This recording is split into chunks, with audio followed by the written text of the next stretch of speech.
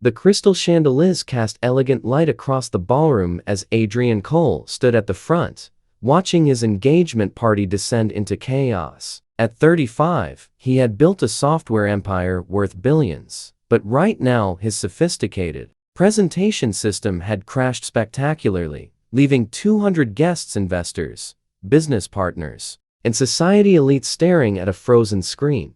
His fiancée Vanessa stood beside him in her designer gown, her smile growing tighter by the second. "Fix it," she hissed. "This is humiliating." Adrian's IT team huddled around the laptop, frantically troubleshooting. The presentation was supposed to unveil his company's revolutionary new platform, a $100 million product launch that could redefine the industry. Every major tech investor in the city was in this room, and instead of witnessing innovation, they were witnessing spectacular technical failure. "We need to restart everything," his lead developer said. "It will take at least 20 minutes. 20 minutes of watching his reputation crumble. 20 minutes of Vanessa's barely concealed fury. 20 minutes of investors questioning whether his company could actually execute." "Ladies and gentlemen," Adrian began, trying to maintain composure, "we are experiencing a technical..." "Excuse me, sir." Adrian turned to find a young woman in server's uniform standing beside the tech team. She had brown hair pulled back in a ponytail and looked no older than 25. Her name tag read, Emma.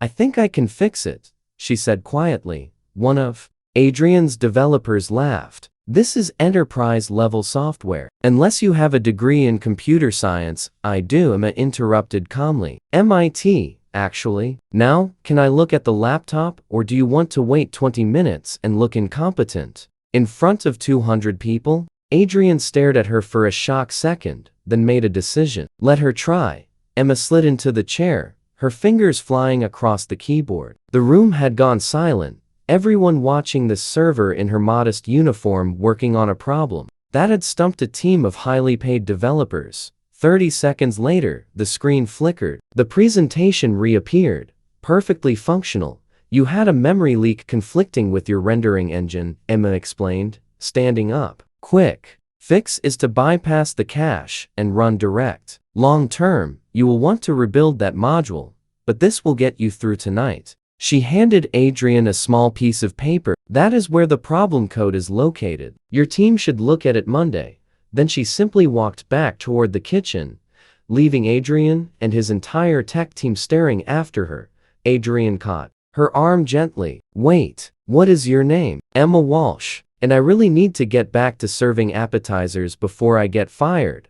"You have a degree from MIT, and you are serving appetizers at events?" Emma's expression flickered with something: pride, defensiveness, frustration. "Student loans do not pay themselves. My mom got sick right after I graduated. Cancer. Medical bills wiped out everything we had. I have been working 3 jobs trying to keep us afloat while she goes through treatment." This was supposed to be just a weekend catering gig, but she stopped herself. "Sorry, you did not ask for my life story. Can I go now?" Adrian looked at this young woman who had just saved his $100 million launch and was worried about getting fired from a catering job. He thought about the developers on his payroll who earned 6 figures and could not solve in 20 minutes what she solved in 30 seconds. "No," he said, "you cannot go." "Well, you can go serve appetizers for the rest of tonight because I am not getting you fired. But Monday morning, you are coming to my office. I want to offer you a position." "I do not need your pity," Emma said quietly but firmly. "Good. I am not offering pity. I am offering a job to someone who just demonstrated more skill than my entire tech team combined." Adrian pulled out his business card. "Monday a.m. please." Emma took the card, her hand shaking slightly. "I will think about it." As she walked away, Vanessa appeared at Adrian's side. "You are not seriously considering hiring the waitress?" "I am seriously considering hiring someone who solved a critical problem in seconds. She is nobody. She serves food. You cannot bring someone like that into our circle."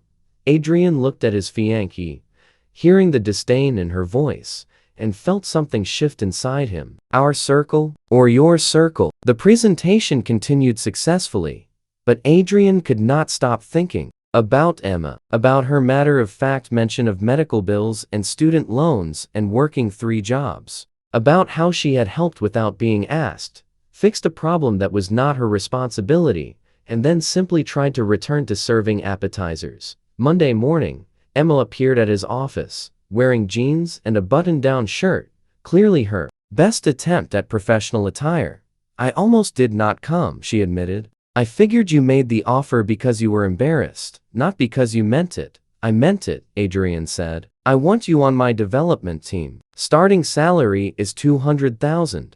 Full benefits, and I will cover your mother's medical expenses directly through the company healthcare plan." Emma's eyes went wide. "That is too much. That is what we pay senior developers." "Which is what you will be." Julian leaned forward. "Emma, in 30 seconds you solved a problem my team could not. You did it without ego, without expectation of reward, just because you saw something broken and knew how to fix it. That is the kind of person I want working for me. Your team will hate me." The waitress who got hired because she fixed one bug. "Then prove you deserve to be there," Adrian said simply. "Show them what you can do." Emma did exactly that. Within weeks, she had revolutionized their development process, identified critical flaws in the platform, and earned the grudging respect of the team. But she also brought something else, a different perspective, shaped by struggle rather than privilege. "Your platform is beautiful," she told Adrian one evening as they reviewed designs. "But it is designed for people like you. People with resources and education and access. What about people like my mom, who barely knows how to use a smartphone? What about communities without reliable internet? If your software is truly revolutionary, it should work for everyone, not just the elite." Her words haunted Adrian. He started seeing his company differently, not as a tool for the already privileged, but as something that could genuinely change lives if designed with empathy rather than just sophistication. The more time he spent with Emma, the more he saw the emptiness in his relationship with Vanessa. Emma challenged him intellectually. She made him laugh. She reminded him why he had started his company in the first place, not to accumulate wealth, but to solve problems. 6 months after Emma joined his team, Adrian ended his engagement to Vanessa. She was furious, accusing him of leaving her for the help.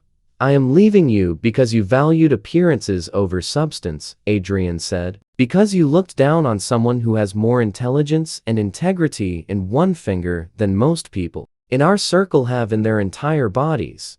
3 months after that, Adrian took Emma back to the ballroom where they had first met. "Do you remember this place?" he asked. "Of course. This is where I almost got fired for touching a CEO's laptop." Emma smiled at the memory. "This is where you saved my product launch and changed my life." Adrian pulled out a small box. "Emma, you fixed a $100 million problem in 30 seconds. But you did something more important. You fixed me. You reminded me that the best solutions come from unexpected places. That expertise matters more than pedigree. That empathy is more valuable than sophistication." He opened the box to reveal a ring. "Will you marry me? Will you keep challenging me to build things that matter? Will you keep reminding me that the point of success is to help people, not impress them?" Through her tears, Emma nodded. "Yes, but only if you promise never to forget that sometimes the person who can save you is serving appetizers in the corner while everyone else panics." "How could I forget?" Adrian said. "You are living proof that talent exists everywhere. We just have to be willing to see it." If this story reminded you that brilliance often hides in unexpected places, please like, share, and subscribe. Leave a comment about when someone surprised you with hidden talents.